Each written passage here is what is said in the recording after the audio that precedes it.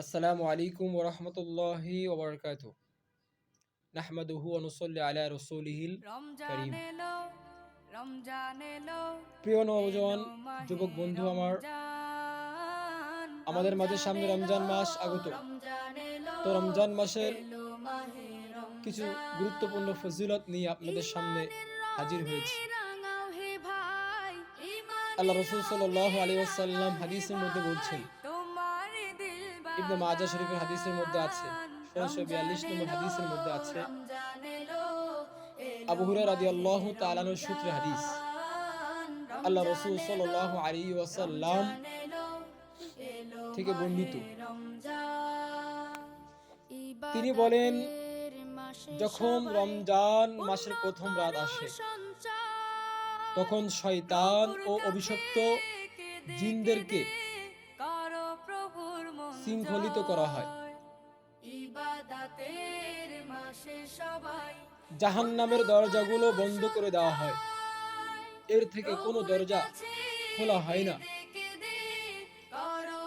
আর জান্নাতের দরজাগুলো খুলে দেওয়া হয়, এর থেকে কোনো দরজা আর বন্ধ করা হয় না।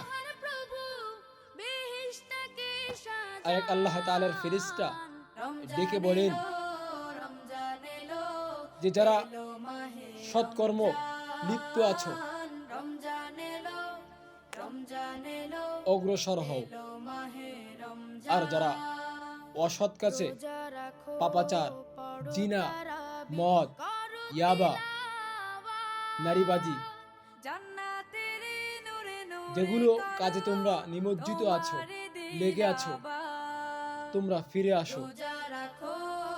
অসংখ্য লোক যারা মদ, গাঁজা, ইয়াবা, বিড়ি, সিগারেট, নারীবাদী, জিনা, ব্যভিচার, মোবাইলে আসক্ত, এদেরকে থেমে যেতে বলছে। তোমরা থেমে যাও, এখন তো থামো, সামনে রমজান মাস আগত, তোমরা থেমে যাও। এদেরকে এই কথাগুলোই বলছে। তোমরা যারা পাপাচার করছো, তোমরা থেমে যাও।